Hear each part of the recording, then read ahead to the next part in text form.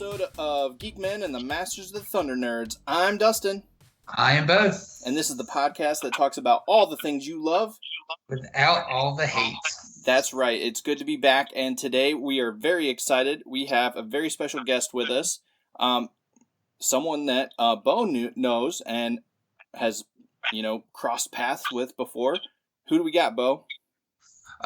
He is a teacher, an award-winning poet, and a uber nerd. One Mr. James Matthew Byers. Welcome. Woo, Thank you so welcome. much. Yes, 'tis I, James Matthew Byers, the Darque Bard, and I am so glad to be here today. Yes, thank you for coming on the show. Well, and I love the title of the podcast, and I'm a huge, obviously I post quite a bit about He-Man and Masters of the Universe, ThunderCats, She-Ra. I've watched the new She-Ra series on Netflix with my same, youngest daughter, Clara. Probably we've watched season 1, 2, and 3 about 20, 30 times. No joke. I mean, we know it by heart. And the third season has Tongue Lashor, and it's got Huntara, and Gina Davis plays her. And of course, I was flipping out when I saw Kevin Smith was going to do an anime He-Man that's not a reboot, but a continuation from the actual, original series from when we were kids. Right. And of course, I love the 2000 He-Man. I mean, I own every episode of He-Man, She-Ra, and ThunderCats from the old school. And of course, I was a mega fan of the 2011-12 ThunderCats. And one of the greatest disservices I feel to animation and to fans was the discontinuation of that series at the point they stopped it at. But now Dan Norton, that's one of the showrunners, he did a podcast. It was like 4 hours long, and he went through with the scripts and the cast and other animators, and they laid out everything for the rest of the series. And I've listened to that several times, and I felt satisfied to kind of know where the series was going to end up at. And I still have I bought all the Bandai figures from that. I mean, but I love ThunderCats, and I just of course He-Man has the new classics figures coming out that are gonna be like the ones when we were kids, but they have more articulation, and they're from Mattel. The Super 7 is kind of phasing out, but dang, and I'm really looking forward to the He-Man film. And I went back, and because again, being a nerd, anything with Noah Centineo from Netflix, I've seen all of his like rom-coms now because I wanted to feel this guy out, and I can really see him as Prince Adam, and I'm pretty happy with that because I think I remember as a kid going to see He-Man in the Masters of the Universe movie in like '86, and although I liked it, there was this lump of disappointment because, for one, it wasn't on Eternia the way I wanted it to be, and then they came to Earth, and it didn't have the characters the way they looked in the cartoon, nor did we get to have Prince Adam. But as an adult, I've gone back and I appreciate it as a fun sci-fi film, and it's still He-Man, and I love the Super 7 versions that they made recently of the Dolph Lundgren He-Man and the Frank Langella Skeletor. God, they look so good. Mm-hmm. But so I love it a lot more now as an adult, but I really hope that they pump enough money to do something that really resonates from the cartoon series, because I think what these film industries are finally catching on, like Disney has done, if you just make it like the cartoon, you're going to make a lot more money off of it than trying to redo everything, because fans want it to be what they remembered it before. And, at least that's my take on it. I've enjoyed the Disney films so much, but I mean, I love movies too. So, but I had to throw in my He-Man, ThunderCats plug there, and She-Ra, because, of course, one thing I always loved about the He-Man line too were the little mini comics, but then when the cartoon came out, I think that's another interesting thing about Masters of the Universe is, whereas, a lot of things have a pretty solidified lineage of their backstory, not just from the creation point, from the different people who, have been credited with making different characters or together, or the arguing. I love those Toy Wars movies and or documentaries, and the one about Power Grayskull, and where you learn, the people who made the He-Man line and how it was made and whatnot. But, to have such a distinct, different origin from the toys to the cartoon, because, I remember one of the mini comics where it talks about He-Man and his barbarian tribe, and you see him leaving away from there. And of course, the goddess, Tila with her, cobra headgear on, and she was green, and she was more like the sorceress, and there was a whole lot of Yeah, differences. she was a different character then, actually, because Yeah. Tila was blonde. That was actually the goddess character. Yes. Two different characters in their origin in the mini comics. It was weird. Are you interested in the whole?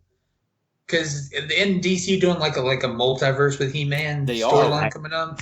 November the 19th is when it comes out. In fact, it's funny you mentioned that. I just looked that up last night because, I have the He-Man ThunderCats from like 2016 and 17, and I've just recently. Series. Oh, it is, man! I loved it. It's fantastic. I just recently went back. Again, geeking out. I'm really looking forward to November to Disney Plus. I did the DC thing, thinking, and then I wound up getting a year subscription. But I love that, not just for the TV content, which I mainly got it for Swamp Thing because I love Swamp Thing, and my favorite He-Man character was always Moss Man. I just loved him, and then of course, when they did the classics, the Matty Collector stuff, that's probably my favorite action figure ever is my Moss Man. But I've got the alternate head, not the Beast Man flock top head, they have, DC does the ThunderCats and He-Man comics now, and I read the Eternia War, and I love how they did the origin of, they did Adora coming to Eternia, and she has this really kick-ass like Hordak looking armor. I mean, the face looks just like Hordak, and like her armor is just, and she's got this short hairstyle, and it's really fantastic. So I've really been pleased with all the different things that they've done. I've read most of the He-Man comics from the last 5 or 6 years that DC's done, and the only one I haven't gotten to yet and is on my list is the Injustice and He-Man crossover. Yeah, I haven't read that either. But definitely looking forward to the He-Man Masters of the Multiverse. It's different He-Man from different eras, and apparently from what I get, they're going to have to go with Keldor to help stop this destruction that's coming. And that's one thing that I loved about the 2000 Masters, which is also one of the things I loved about the 2011-12 ThunderCats, is when they take the mythos and go deeper into it, and you learn more about these characters. Because when we were kids, the cartoons were, to me, are still fantastic, and I can go through and they haven't lost any of the zeal or the effect. Some of the stuff makes me laugh a little harder than I did when I was a kid, just because I'm like, that's pretty goofy, but I love it. But they, the whole thing with Randor and Keldor in the 2000, and when you saw how he got the skeleton face, things like that. And of course, on the ThunderCats, like how they explained how, Lino's ancestor Leo was with Mumra on the ship, and how they crashed on Third Earth, and it was a different take. Definitely a different take. It was a kingdom instead of a planet blowing up. Like, you had to this day, I remember that episode was called Exodus, when they left Thundera, and Jago winds up piloting the ship until he's, wasted away, but definitely with the comic book series, because I've read all the ThunderCats comics as well. They did a series where they went beyond the last episode of the cartoon series when Lino had been inside the Book of Omens. And they kind of did the same thing when Dan Norton talked about 2011. And eventually Lino wound up marrying Wily Kit in that series, and she became the new Queen of Thundera. I thought that was really cool. But definitely the comics, I'm so excited about this multiverse thing. I love the image you get on the different He-Man pieced together to make one He-Man, and I'm really curious to see what Kevin Smith's take with the show is going to be on Netflix, and also the logistics of, will they actually be able to do some sort of She-Ra crossover, since She-Ra is DreamWorks and it's not, it's still, obviously they've used the word Eternia on there, and you, if you're a He-Man fan, you catch a lot of nods, but I'm curious to see how all that's going to kind of play out too, especially with different animation styles and stuff. Since, I still, my kids and I also love to throw in, the Secret of the Sword, and, watch that repeatedly, and how Adora, found out who she was, and, which, of course, I love the new She-Ra show, because again, it's doing the same thing. It's fleshing things out, like, the past She-Ras like Mara that you learn about on there, and that sort of thing. So they're doing a lot of great stuff with period pieces that we loved when we were young. And of course, to me, it's a great time to be alive all over again, because everything that I've ever loved is pretty much still prevalent, and coming out, whether it's new toys from ThunderCats or He-Man, or, every now and then you get a rush of G.I. Joe, and of course Transformers with the films and the different cartoon series. And and now I guess the Dark Crystal stuff was something I would have never seen coming. Yeah, I noticed you've been all up into it. I'm only into like 3 episodes, so I definitely want to get. I'm a little slow because I didn't know that miniseries was going to be so. I didn't know it was going to be as big as it was. I thought it was only going to be like a few episodes. I didn't know it was going to be 10 1-hour episodes. That's. Oh, it's like having a 10-hour movie, and I've watched it 3 times all the way through. Wow. I'm a massive fan. The original was one of those movies I saw when I was a kid. The first movie I ever saw was Star Wars in '77, and of course, I've been a lifelong Star Wars fan, of course, from that moment forward. Then I saw the Rankin Bass Hobbit, and then of course Empire Strikes Back and E.T. and Indiana Jones, the Raiders of the Lost Ark, and then the Dark Crystal was chugged in there. And it came out after Empire, and I was old enough to realize that the puppetry in the Dark Crystal had a lot of connection to Yoda. And I knew who Frank Oz was even back before we had internet and all those wonderful tools to Google and look things up when you had to read it in a newspaper or a magazine. I remember when I was in high school, I subscribed to Wizard magazine, and that's how I knew movies. I miss Wizard. Yeah, gosh, it was so great, So, I used to drive people nuts, but how do you know all this stuff? So even before the modern era, I was able to plug into that stuff. So Dark Crystal, though, it's just one of those movies that I loved. And of course, Labyrinth, being that it was both George Lucas and Jim Henson. So this summer, my youngest daughter that's been here with me sick, she and I watched the original Dark Crystal. I got her into it. I mean, literally like 13 or 14 times to get ready for the movie, because she loves it and she can watch it over and over. I can't. So she's watched the series 2 of the 3 times all the way through with me, and I've gotten all but one of the action figures from Funko, and they're fantastic. So I've been posting little things. I got the Black Series Yoda with Augra from Dark Crystal, and that photo is great. Around there, they're a couple. Because when I was little, after I saw Augra in '82, in my mind I was like, oh, Yoda and Augra would be the perfect couple. So it's like my first matchmaking experience, from childhood. And and it's weird that the Dark Crystal never really had quite the same, I guess, the same effect on some people as it did me. A lot of people all love the Star Wars and the Labyrinth and Princess Bride, but Dark Crystal is very divided as far as the people I'm, familiarized with, as to either they loved it or they hated it. But I can definitely say that the prequel has revamped the original film to the state of elevating it to a whole new level. I went back and every time I watched the 10 series episodes, I went back and watched the film afterwards, and to me, it enhanced the movie a 1,000-fold, because it just all this time you had an hour and 33-minute film that about this world called Thra, and you didn't know a whole lot about the mythos, but it was there. You could feel it was there. So and I definitely feel of any prequel series, this one, The Age of Resistance, to me is probably one of the best done that I've seen in my experience with being a fanboy and loving all the fantasy and sci-fi genres. I think what I loved about the Dark Crystal so much is that they didn't try to deliver ultimate fan service and just here's an answer to a question. Here's an answer to a question. Everything is done organically in a way that it just kind of falls into place.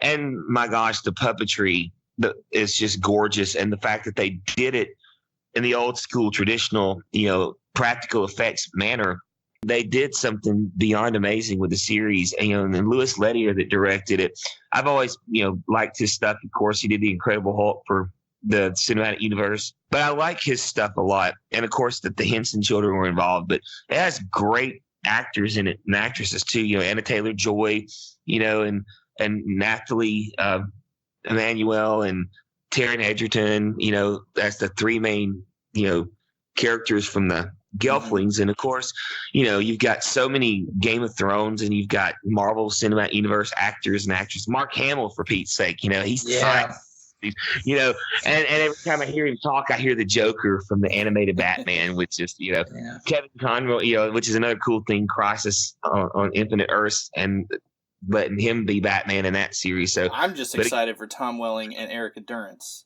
to be. Oh my God! I know Smallville back in town. Back on there. Oh, it's gonna be awesome, dude. And Superman aplenty. Yes, and having Linda Carter back as Wonder Woman and Burt Ward from the original. I mean, I think it's a really cool play that DC went in their TV, series to kind of show this sudden connection of everything from the original shows that from our long ago childhood to now. I'm really excited about that. But again, like I said, it's almost too overstimulating. You see, I start talking about this stuff and the knowledge that most people wouldn't get. I don't, obviously get to talk about this stuff to a lot of people. They're like, what are you talking about? That's what this show is for. Time to geek, right? Yes. But speaking of geeking out, just want to take a moment. Today is Batman Day. Geek-Men! What Dustin and the other fellas didn't know is that this episode wouldn't air for almost another 2 months. But I guess you knew that already. Lucky for us, Batman is always relevant. Anyway, let's listen back in. I'm Batman. Geek-Men! It's his 80th anniversary? Is that right? 80th anniversary. Long live the Bat. Yes. My favorite superhero since I was a kid.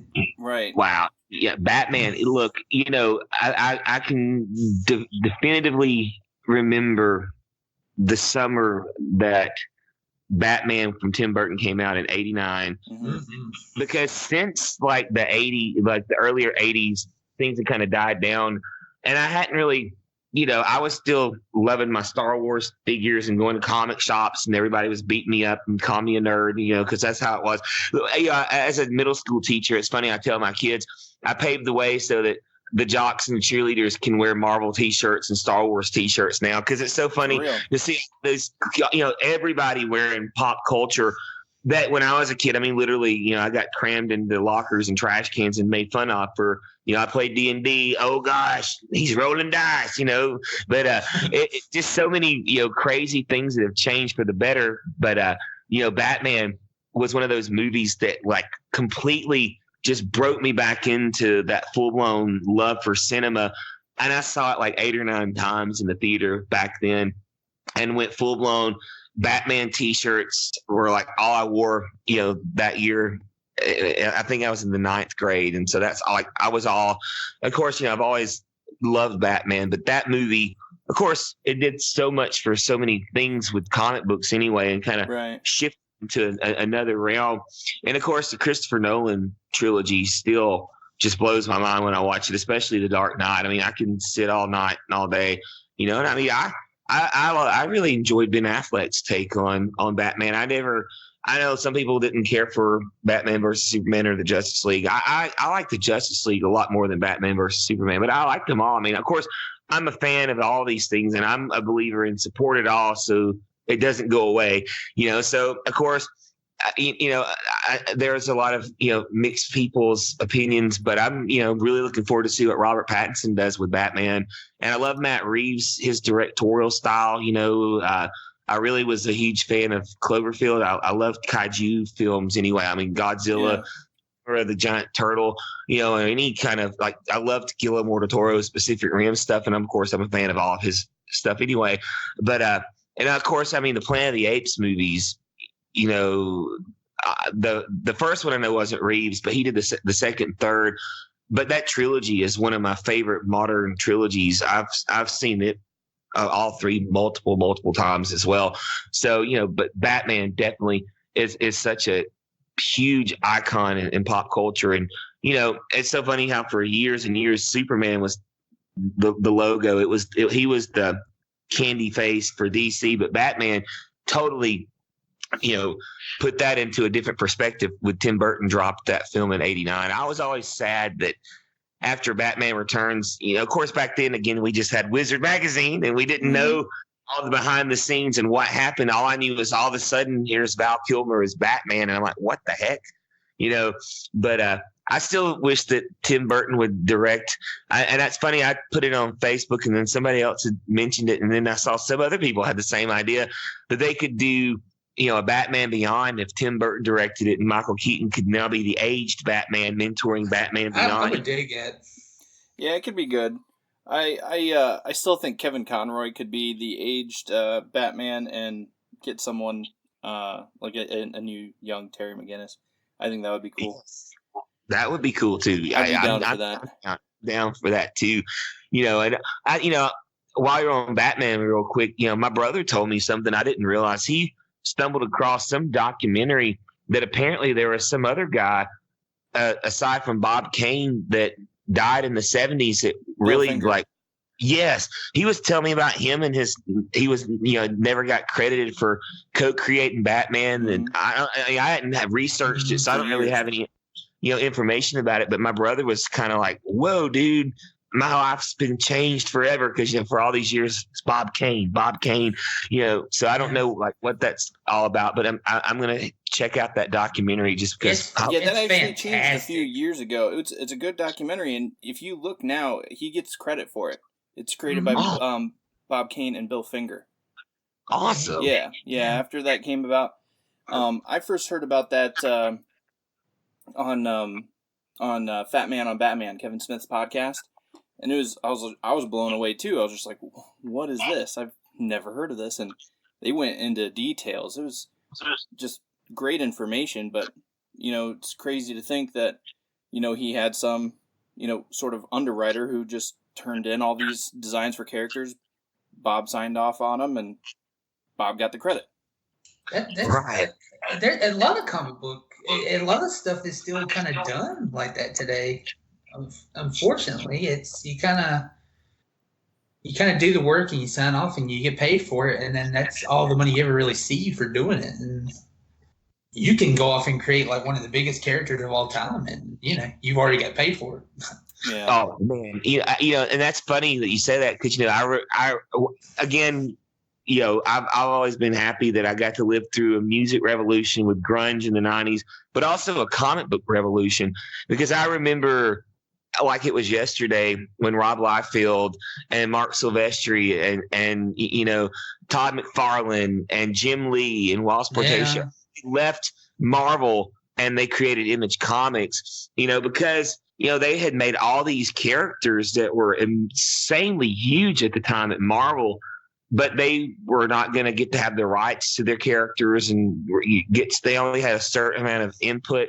It's like, Rob Liefeld with Deadpool, and of course, I think it's hilarious when when you go back and you read things and you see Slade Wilson, Deathstroke, the Terminator, and you got Deadpool, Wade Wilson, and it's like, there's some really close similarities to things, but it is interesting. Of course, McFarlane Toys is still making some pretty high quality figures, but I mean, it's not anything like it used to. And I know I've seen a lot of stuff in the media about Rob Liefeld and things with DC. Of course, I know Jim Lee did a lot of stuff with DC. I loved his covers and things he did with Batman. Those were really fantastic.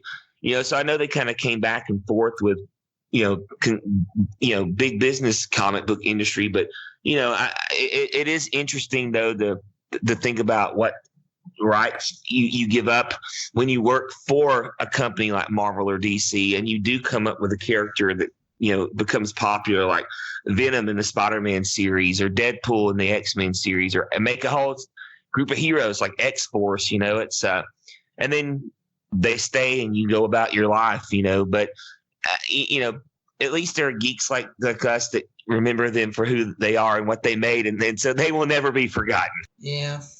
Plus, we recently, not recently, it was a while back, but we had Rolling Man on too, talking about the whole underground scene, and with a wealth of comic book knowledge.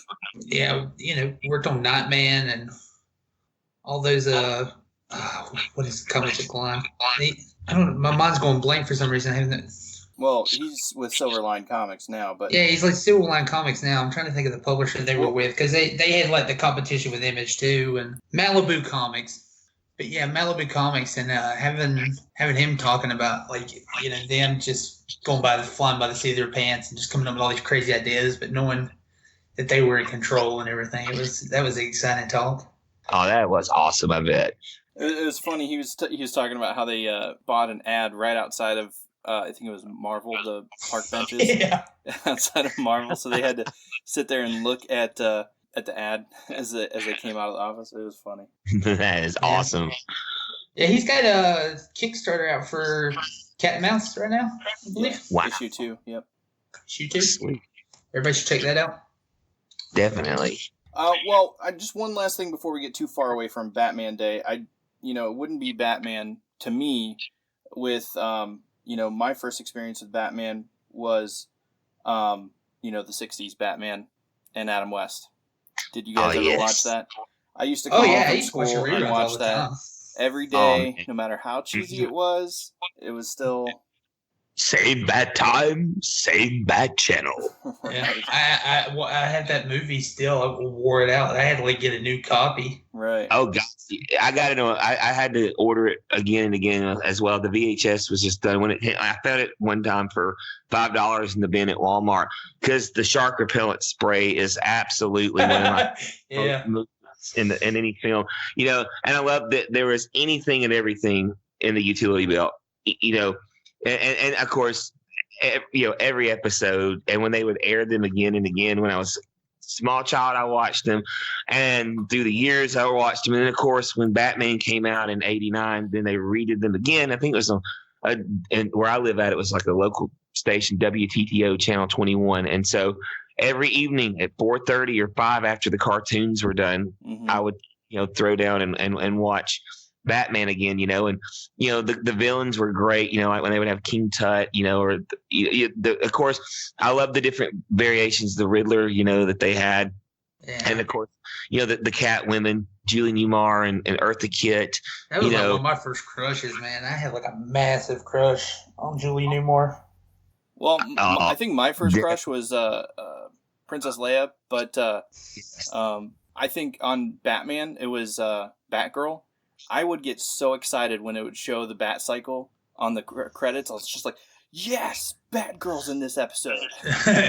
Oh man, yeah, and the show was just a lot of fun, and it was entertaining, and it's something I can sit down with my 5-year-old and watch. I definitely and while we're on Batman and connections to Batman, my kids all love Teen Titans and Teen Titans Go. Mm-hmm. So when I got this DC Unlimited, I really dig the Titans, show. But my gosh, for my 5-year-old, we can't watch it because there is a high content of which, and even when you see, and I've read so many of the comics that sometimes it throws me out of the show a little bit because I'm like, but I get what they're doing and stuff. But they did a really, really cool job with the different. I would have never thought that Brandon Thwaites is, Robin is Dick Grayson. I was gonna like, but then I found myself completely drawn into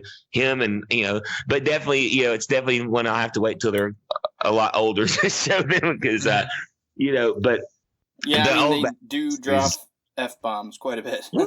But they do, and I Swamp Thing, I guess it wasn't as big of a thing. I mean, it doesn't bother me, of course, but Swamp Thing has that horror feel to it, so it felt a lot more at place in it. And again, I'm a huge Swamp Thing fan, so I really love that series. I was like, you got to be kidding, you canceled it, So but the Batman from the old school with Adam West and Burt Ward, just great stuff. And of course, in Caesar, was Caesar Romero? Yeah, as Joker. And through the years, we've definitely had some very iconic Jokers in live action portrayal. I mean, his was always great, and of course, Jack Nicholson and Heath Ledger.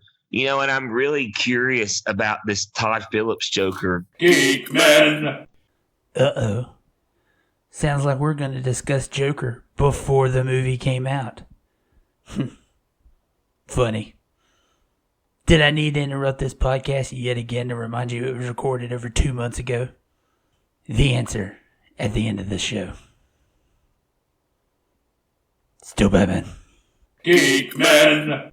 I know it's not any relation to the DCEU or anything of that nature, and it's R-rated, so I'm sure it'll be a lot like watching Titans and whatnot. Yeah. But King Phoenix just seems like something about he has that edge, like Heath Ledger, portrayed, because I think he lets himself get so into the characters that he, For sure. And so Just think of him and how he acted as what's his face in Gladiator, and how dark he got in Gladiator, and then add that to the Joker, and it's just like he could. It's just like, even though he's not gonna portray it as that dude, that same role, it's just like he can go dark. He's been dark in many roles before. Then You Were Never Really Here. Is that the name of that film? Yes, that one is also. He just slipped in and out of darkness, just like it was nothing. Mm-hmm. Yeah, and in the movie She. Go ahead. The movie She, where he fell in love with Scarlett Johansson, was like an AI, like just a program.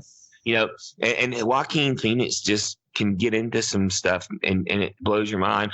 So yeah, I'm really curious, and just based on the trailers and the things that we've seen it, and I want to get in and just kind of escape into the psychosis and the psychotic nature of who the Joker is, and just feel it out, because it definitely has me intrigued. I'm definitely intrigued.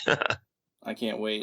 Just hearing the buzz of how it's gotten standing ovations and everything else like that is super exciting to me. And I think I was listening to a Fat Man Beyond, and they were talking about how the laugh, I guess, his Joker laugh, he has many different laughs, and it's like, I guess, almost like an OCD, or like not an OCD, but like a different kind of like mental laugh, like a nervous type laugh, or you just randomly curse. Yes, Tourette's syndrome. It's almost like a Tourette's type laugh, where it's just like, then he just stops cold. Wow. Nothing even funny happening. He's just talking, and then all of a sudden, but it's because he's anxious in that situation or something. That's so awesome. So it's just like it completely throws you. You're like, what the heck? That's next month, man. We only gotta wait till next month, which is not even that far. Just a few weeks. October 4th. That's nothing. Wow. Man. I know. I'm so excited. Geek-Men. We loved it. It was great. Geek-Men. Can't wait. I'm excited today, or this weekend is Rambo Weekend. Geek-Men. Damn it. Geek-Men. I want to go see that movie so bad. I don't know if I'll get to it this weekend. The next weekend's slammed. I hit all the Rambo films in theaters and watched. I loved the cartoon. I had the Nintendo game, had all the action figures, So anytime they throw me any Arnold Schwarzenegger or Sylvester Stallone film that I, had an action, attack with when I was in my early teens, I'm all over that stuff too. I definitely am looking forward to Rambo Last Blood, and I'm really stoked about Terminator Dark Fate. I'm especially since it kind of comes back in and wipes not that I didn't enjoy the other stuff, because I'm such a fan of things. Some of them I didn't care for that much, but I still liked them decent enough. But this, I'm getting Linda Hamilton back, and then of course when you throw Arnold back in there again, and I'm really excited to kind of see where it goes, and takes place and whatnot. But it's definitely, Rambo is going to be a fun thing just to check out, because I want to see how they're going to wind it all down after all the different things that we've seen. But the original First Blood was always a top favorite of mine. So yeah, I like that one. I like the original one, but I think my favorite was the most recent Rambo, where he's older and I don't know. I like the most recent ones for some reason, both that and of the Rocky. It's just, There's something Yeah. about that. He's got nothing left to lose. He doesn't really care. I heard that's the new one. That's the real pivot point on this, that they finally give him. He has Something like to something, lose. yeah, something to lose and care about. And Yeah. but they really lean on the fact that you have to have seen all the other Rambo movies. Yeah. They said if you're coming into it new, that you're probably going to be lost Yeah. Well, if you don't know Rambo's history. yeah, I think that's fine.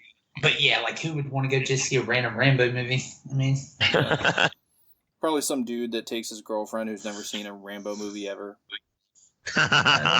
You know, so he was in a war or something? he was in a war and had to hide away or something. I don't know. Whatever. Whatever. Isn't that weird that you have a Vietnam vet with heavy PTSD and they give him a Saturday morning cartoon show? yeah, I know. I mean, They definitely glorified war. How it crossed over into that like arena. It truly like blew my mind when that happened, because I was like, of all the things that they didn't make a Predator cartoon or they didn't make a Commando cartoon, but we got a Rambo cartoon. Well, and I think they were shifting gears from, it wasn't so much that he had PTSD in the movie. Yeah, but wasn't it like by the third one, they were sending him on missions to try to save the world and type stuff. Yeah. Yes. I think that was the Yeah, he vibe was I got. Like, the only man. He was paying penance for the crap that he did when he, went crazy in the first two, and on the third one, all right, we need you, buddy. You can get into these zones, and you're the best I've seen, and we need you. And so he was more like a hero, and that's what I remember it sort of being like the cartoon. Like he was a hero and going into the battle, and I think that was the spin. Yeah, like that was the kind of spin they were doing on it, I thought. But no, Yeah. like if it had been like, okay, you're Rambo, you just got back from the army, and now you're gonna shoot up a bunch of cops after they try to haze you. It's just like, can we do this Every Saturday morning? Every Saturday morning, you're gonna watch Rambo walk into a new town and get beat up by a bunch of cops, You look lost, boy. and hosed down with a fire hose. You were in dirty Vietnam. We're gonna hose you down. It's like, whoa, this is intense for a kid's cartoon. No. This is years later, okay? He's had a dark past, but we're happy now. We're gonna send him to kill people. And the credits is just him, like it's just that kind of Saturday morning action cartoon, but it's just dubbed over that scene where he's just yelling, "It's never over." It's just him They drew screaming first over blood. the credits. It's never over. It's not over till I say it's over. They drew first blood, not me. And We were lucky in the 80s. They didn't hold our hand in the 80s, and it was kind of nice. To an extent, but you got to remember, they also still had strict laws, like all the stuff hoops they had to jump through for He-Man and stuff. He never got to use his sword, and other than to deflect like a laser bolt or something, or to hit a rock. But even then, he still punched rocks or punched walls in He-Man, and every single gun was a laser gun, and it just, oh darn, it bounced harmlessly, and every vehicle that they shot, like, waited 10 minutes to blow up, and they made sure to show every single person inside the vehicle scramble out. Or if it was a plane crashing, they showed the pilot. Yeah, everybody always ejected. Parachute. Safe and sound. Never just a plane exploding. Or if it was a transformer, oh no, my arms hurt. Not just, I literally ripped this transformer in half and they're dead now. No. They waited to the movie to break our hearts. I never thought about that. If anybody line. ever asked, what if you had to participate in a war, what war would it be? You say the G.I. Joe war, because you will guaranteed be safe. Yeah. So Yeah. like, well, even if my vehicle blows up, I'll still get to safety. If it's a laser blast, it'll glance off my Except for arm. those later cartoons or whatever. Because I remember that, what was it, that cartoon back in the 2000s or whatever? They started it by blowing up the Soviet Union or whatever. Yeah, He leveled something. Cobra leveled something like immediately in the first episode. And I was like, oh, okay. Things are different now. We have to raise the stakes. Cobra's blowing stuff up. All right, so we've definitely shown that you have geek credentials. But let's talk about you, James. So you and Bo met through a contest that Jesse Deadman was having poetry. You write a lot of poetry. Yes. Tell us a little bit about that and how you got started in that. Sure. Well, aside from my love for sci-fi and fantasy, ever since I can remember, I've always liked to write, to draw, and as early as like sixth grade, I was writing poetry.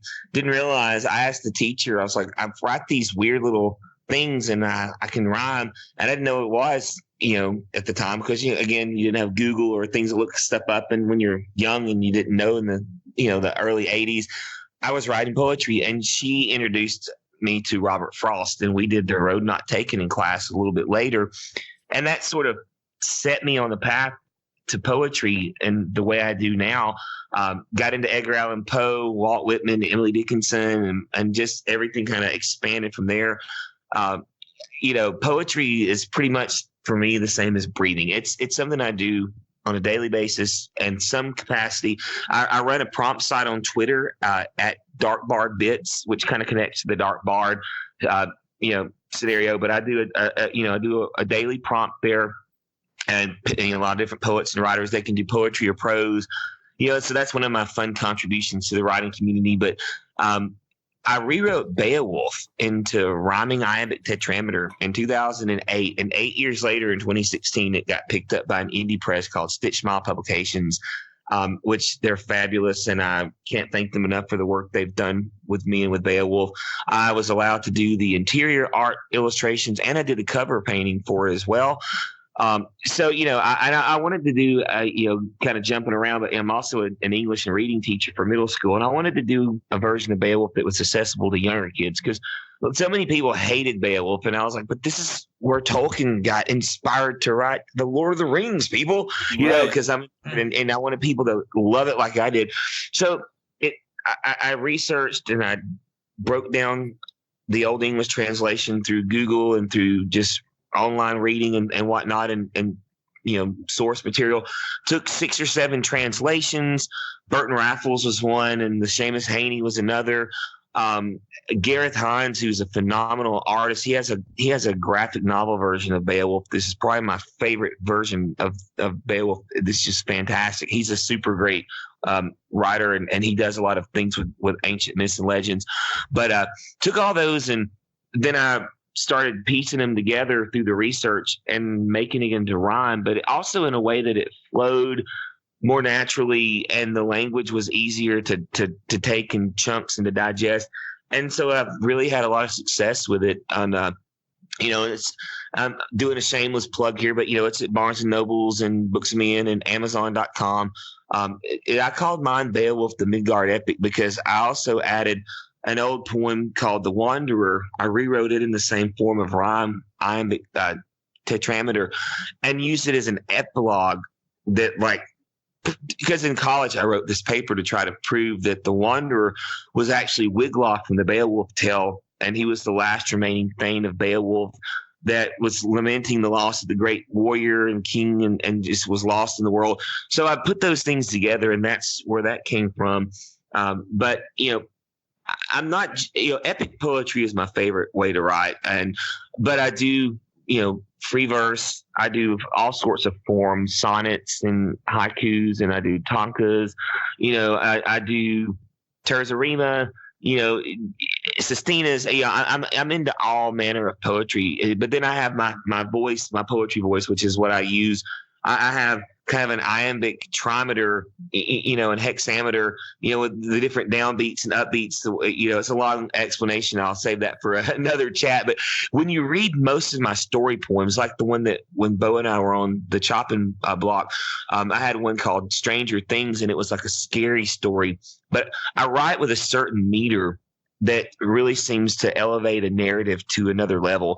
And that's one of my most, enjoyable manners to pen and to create. And I illustrate all the stuff I do. But, again, I write nature poetry, love poetry, Halloween poetry, horror poetry, sci-fi poetry.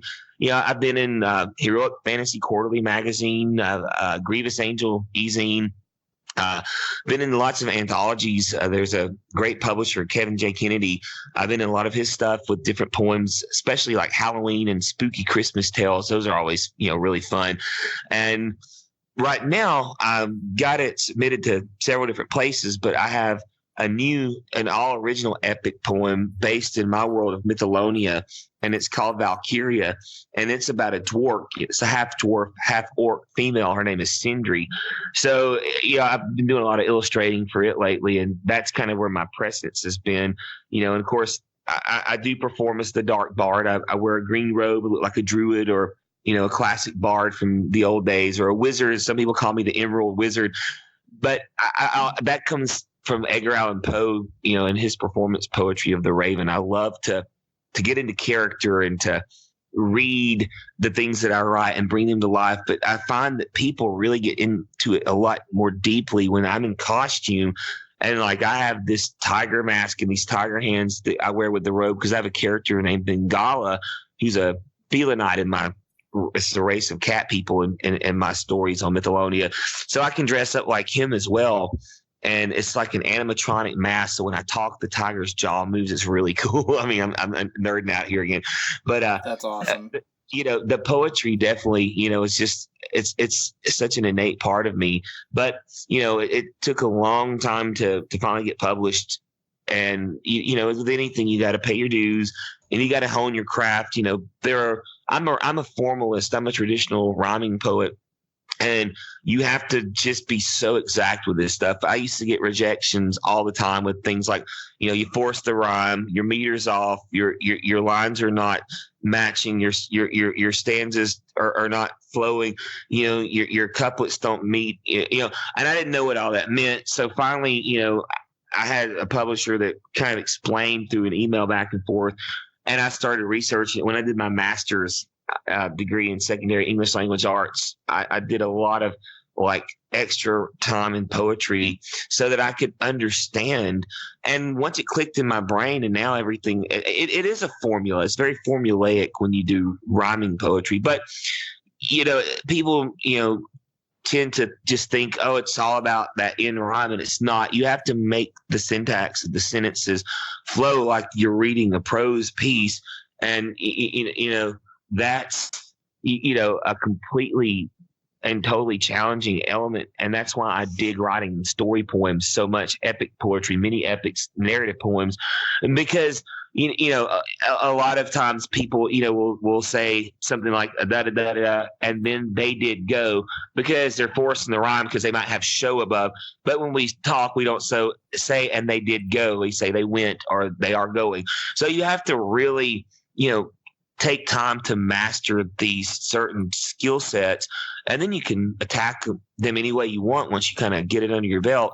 But definitely poetry, I'm in the Alabama State Poetry Society. I've won 26, I think, awards, several first places. One thing I'm really proud of, I won the Andy Smith Memorial in the October 2017 fall convention. It was a $250 prize for a King Arthur poem I wrote called The Questing Beast of Camelot. So, I've actually got 54 poems submitted to this year's Alabama State Poetry Fall Contest, which is October the 5th.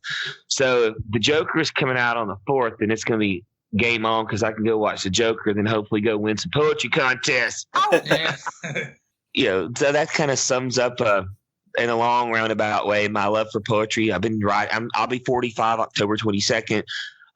I've been doing poetry since I was 12, so I've been at it for a while. Been at art a lot longer. I started drawing when I was 3, and just to kind of plug out Valkyria that I'm currently have submitted to some presses. The world Mythalonia, and most of the characters I created when I was 15, and I just turned 15 that October, and they were all made 2 months later in December. So I'm looking at 30 years of this world, this universe that I've created. So that's kind of mind blowing to think that I've had a lot of this stuff for that long, and it's just now finally starting to, come into fruition. But I love being a teacher, and the fact that I can showcase the kids, don't give up on your dreams, because it doesn't matter when they happen to come true, as long as you believe, and they will eventually get there. So don't give up because you think, oh, I'm 27 and nothing's happened, it doesn't come overnight. It takes perseverance and patience, and Right. you have to stick to it, and it's a lot different, now, obviously. I mean, I remember when I first started submitting my work in the late 90s, going in bookstores with a pad and a pen and going through all these book companies, like book covers like Tor and Del Rey and Bayan and Avanova, and writing down the address and then just sending off my manuscript and not having a clue as to what to do with formatting or what they wanted. I mean, I would send them all kind of illustrations. And of course, now it's like, please do not send your art, and you learn through trial and error. But now with internet, I mean, gosh, used to you'd have to wait 9 months to a year to hear back from somebody. And now it can be as quick as 3 days you get rejected or accepted. So it's a completely different world.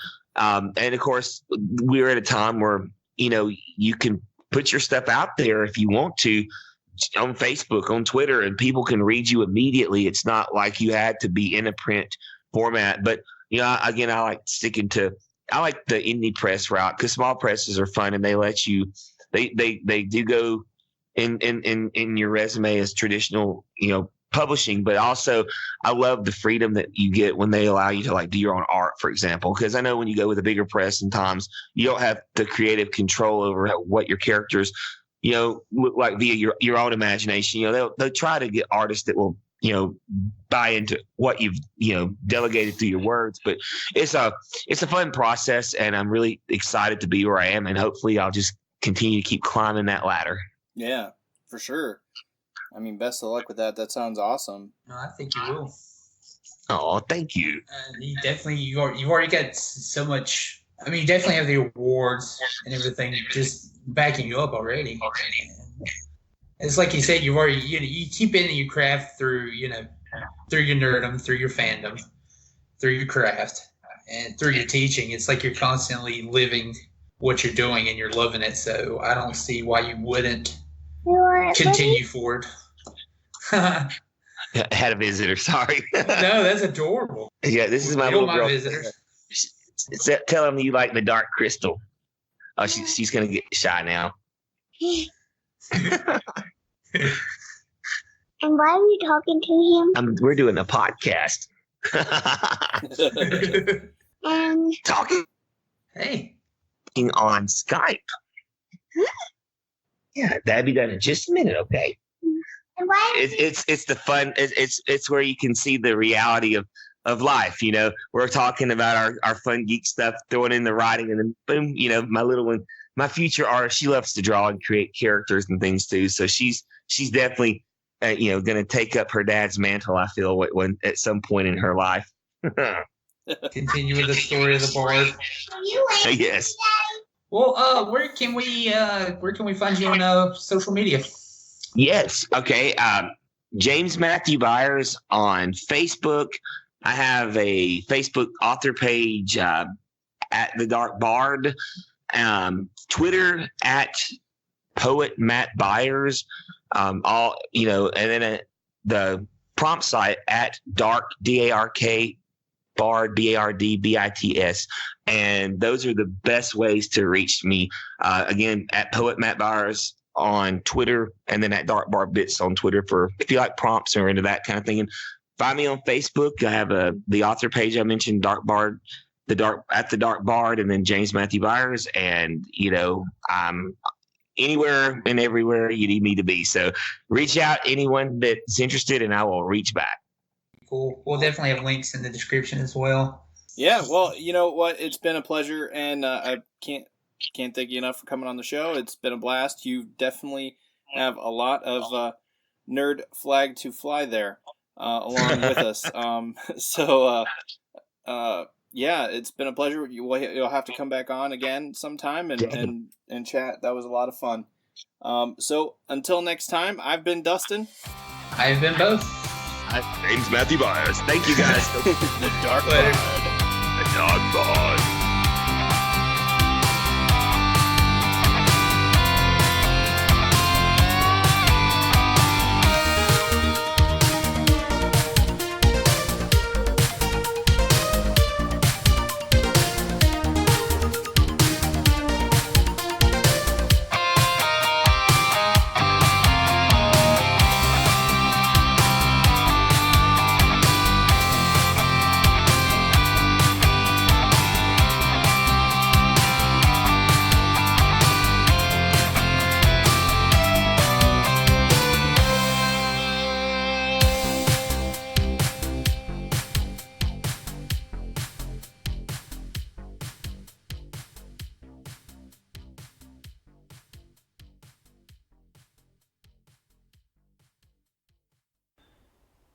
The answer was no. I didn't need to interrupt the podcast whatsoever. Still Batman, though.